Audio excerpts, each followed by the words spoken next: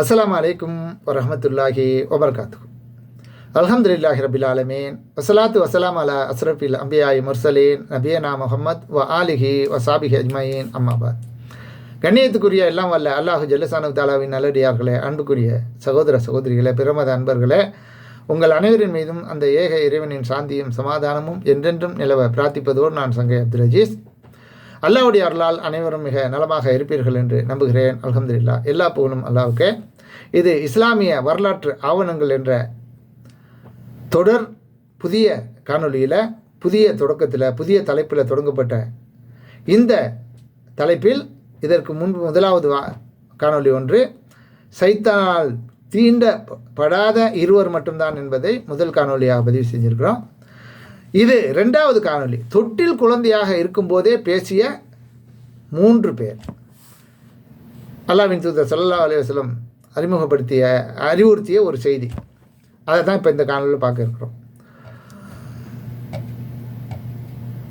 அதாவது தொட்டில் குழந்தையாக இருக்கும்போது பேசிய நபர்கள். குழந்தை பேசுமா? அதுக்குன்னு ஒரு வயசு, 2 வயசு, 3 வயசில் ஒரு பருவத்தில் வளர்ந்த பிற்பாடு தான் கொஞ்சம் கொஞ்சமாக பேச ஆரம்பிக்கும். தாய் தகப்பன் சொல்லி கொடுத்து பேச வச்சு கொஞ்சம் கொஞ்சமாக பேச ஆரம்பிக்கிறதுக்கு குறிப்பிட்ட ஒரு காலம் பிடிக்கும். ஆனால் பிறந்த உடனே கை குழந்தையாக இருக்கும் பொழுதே பேசிய 3 குழந்தைகள்னு சொல்லி ஒரு வரலாற்றை நபி ஸல்லல்லாஹு அலைஹி வஸல்லம் அவங்க சொல்லியிருக்காங்க. திருமறை குர்ஆனில் நம்ம பார்க்கும்போது, ஒன்று ஈசா அலைஹிஸ்ஸலாம் அவர்கள், இப்போ ஏற்கனவே முதல் காணொலியில் அவர் பேசுவார், குழந்தையாக இருக்கும்போதும் தொட்டில் குழந்தையாக இருக்கும்போதும் பேசுவார், வாலிபத்திலும் பேசுவாருங்கிறத ஒன்று பார்த்தோமா. இன்னொன்று யஹ்யா அலைஹிஸ்ஸலாம் அவர்களும் குழந்தையாக இருக்கும்போது பேசியிருக்காங்க என்பதை குர்ஆன்லேருந்து நம்ம பார்க்குறோம். ஆனால் நபி ஸல்லல்லாஹு அலைஹி வஸல்லம் அவர்கள் இந்த புகாரிங்கிற செய்தியில் என்ன வருதுன்னு கேட்டால் 3 பேர் குறிப்பிடப்படுது. அதில் யஹ்யா அலைஹிஸ்ஸலாம் இல்லை. இந்த 3 பேர் யாருங்கிறத இப்போ நம்ம பார்க்குறோம். பாருங்கள், பிறகு ஃபைனலாக அதில் என்ன பிரச்சனைங்கிறத பார்ப்போம். அதாவது ஒருவர் ஈசா அலைஹிஸ்ஸலாம் அவர்கள், மற்றொருவர் பனு இஸ்ராயல்கள். பனி இஸ்ராயல் முந்தைய சமுதாயம் இருந்துச்சுல்ல, மூசா அலைஹிஸ்ஸலாம் அவர்களுக்கு பின்னால் வந்த பனி இஸ்ரவேல், இப்போ இஸ்ரவேலர்களுங்கிறோம்ல, அதில் வந்தவர்களில் ஒருத்தவர் பேர் ஜுரைஜ் என்று அழைக்கப்பட்டு வந்த அவர் ஒரு நல்ல இறை நேசர், அல்லாஹ்வின் விருப்பத்துக்குரிய ஒரு நபராக இருந்த ஒருவர். இவரை பற்றி என்ன செய்தி வருதுன்னு கேட்டால், ஈசா அலைஹிஸ்ஸலாம் சம்பந்தமான விஷயங்களை ஏற்கனவே உங்களுக்கு முதலாவது காணொலியில் சொல்லிட்டோம். இதில் 2வது நபர் யாருன்னு கேட்டால், அதாவது அந்த ஜுரைஜுங்கிறவர் பனி இஸ்ராயில் உள்ளவர்களில் ஒரு நல்ல அடியார். அவர் ஒரு முறை தொழுது கொண்டு இருந்தார். அப்போது அவரின் தாயார் அவரை அழைக்கிறார்.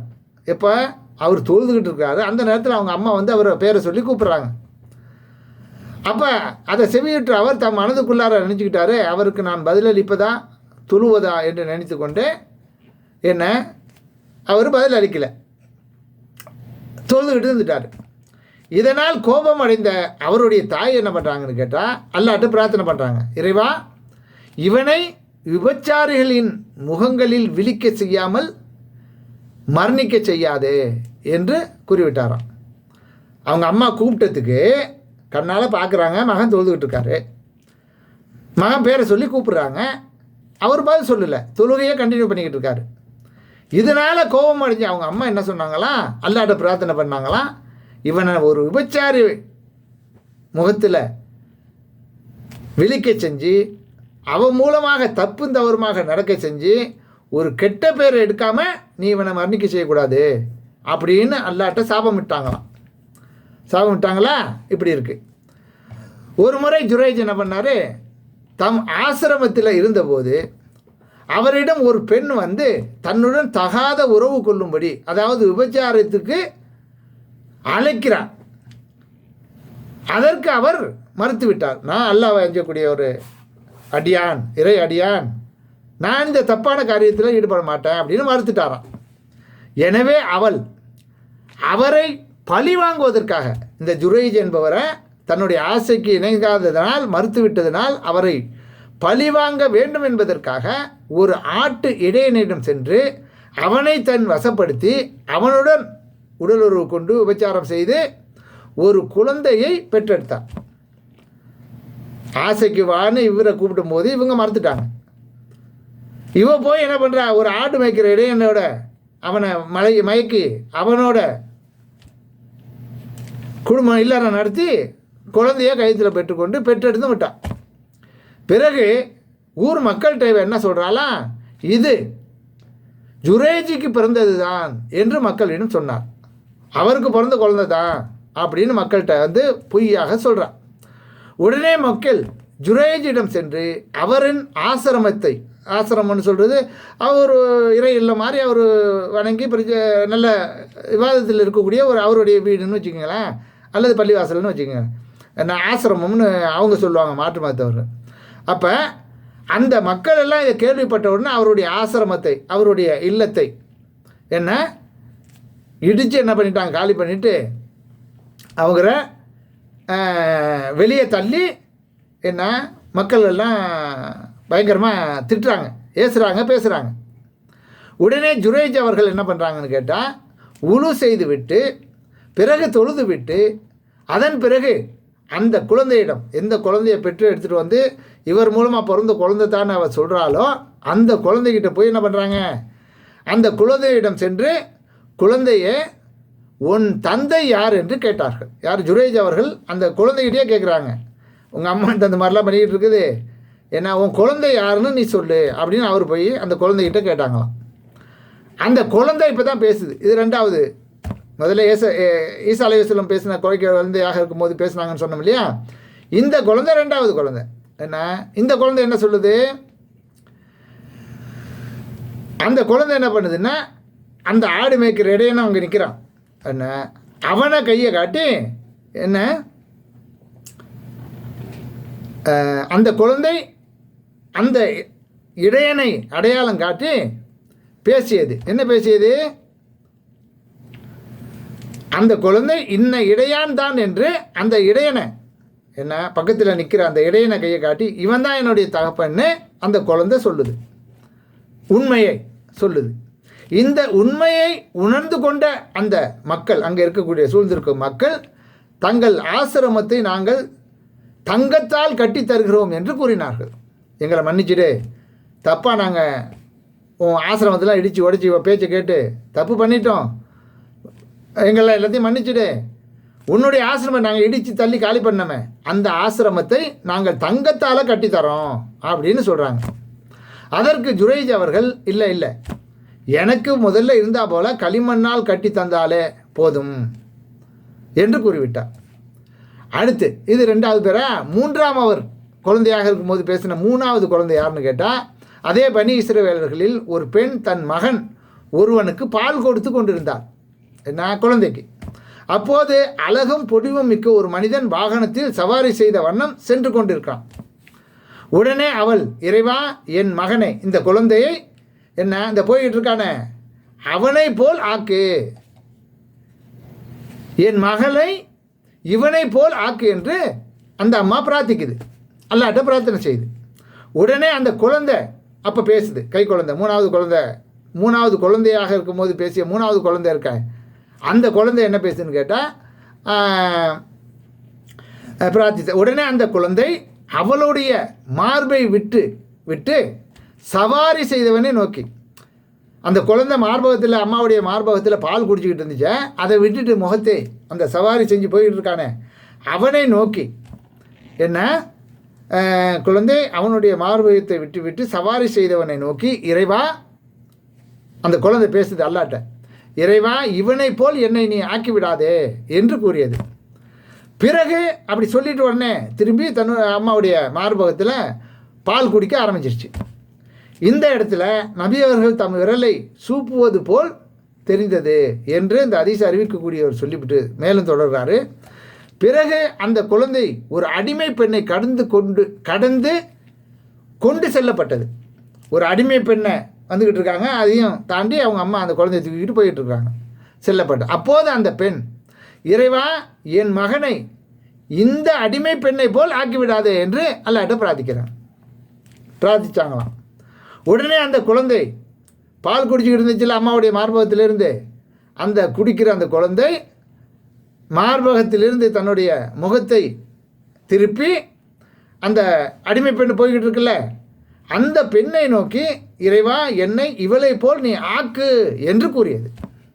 அவங்க அம்மா இவளை போல் ஆக்காதங்கிறாங்க.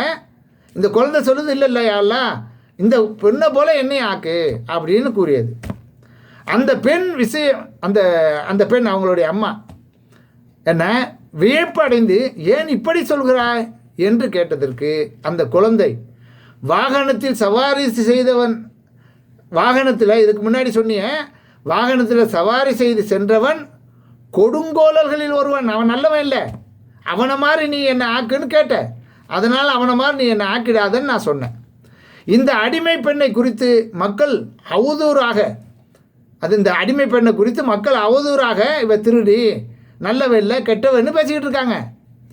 என்ன இந்த மக்கள் இவளை அதாவது திருடிட்டாங்க, நீ திருடி விட்டாய், விபச்சாரம் செய்து விட்டாய் என்று மக்கள் பேசுகிறார்கள். ஆனால் இவள் திருடியும் அல்ல, விபச்சாரம் செய்யவும் இல்லை, நல்ல உத்தமி, நல்ல பெண்ணு அப்படிங்கிற செய்தியை அந்த குழந்தை சொன்னிச்சான். இப்படி ஒரு செய்தி புகாரில் 3436வது ஹதீஸாக இடம்பெற்றிருக்கு. அப்போ இந்த செய்தியில் 3 பேர் பேசின குழந்தைகள் பருவத்தில் பேசியதுங்கிற இந்த செய்தியில்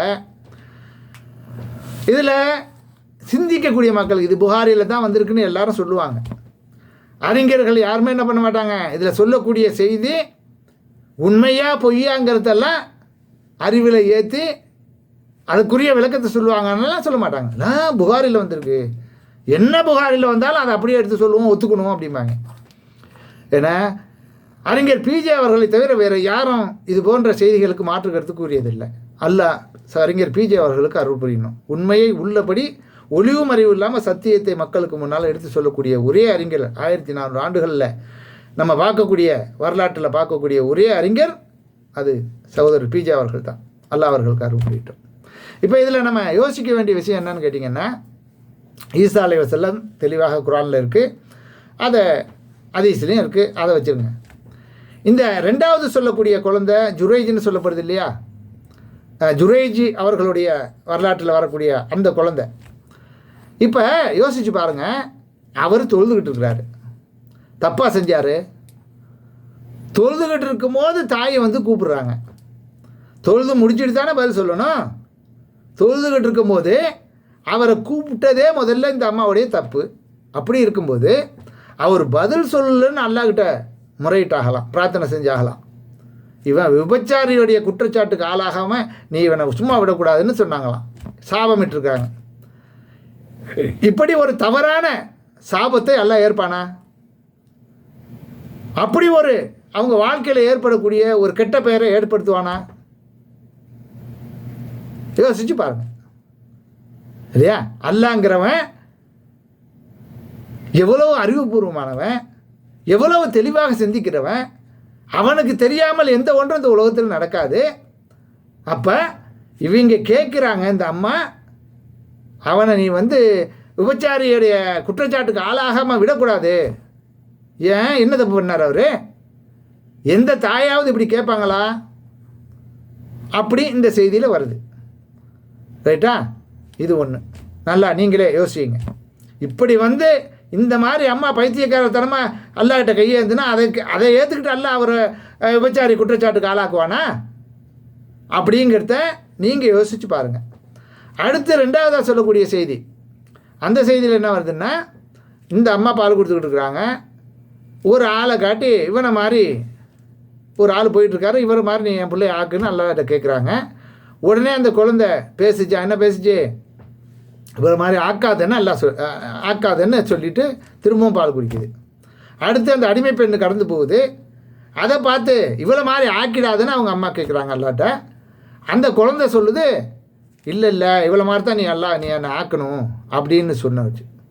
அந்த அம்மா வியப்படைஞ்சு என்ன இப்படிலாம் பேசிக்கிட்டு இருக்க, என்ன விஷயம் அப்படின்னு அந்த குழந்தைகிட்ட கேட்க, அந்த குழந்தை சொன்னிச்சான், ஏற்கனவே நீ இவரை மாதிரி ஆக்குன்னு நம்மளை கடந்து சென்ற அந்த அழகும் நல்ல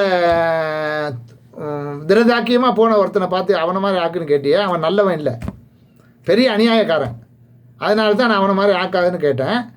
இந்த பொம்பளைய மாதிரி ஆக்காதன்னு நீ சொன்ன, இப்படி நீ ஆக்குன்னு நான் கேட்டான் இல்லாட்ட. ஏன்னு கேட்டால், இந்த பொம்பளையை பற்றி மக்கள் எல்லாம் அவதூறு சொல்கிறாங்க. என்ன அவதூறு, இவ திருடி விபச்சாரின்னு அவதூறு சொல்கிறாங்க, அவன் நல்லவ அப்படிங்கிறதுக்காக இந்த குழந்தை பேசிச்சின்னு சொல்ல வர்றாங்க.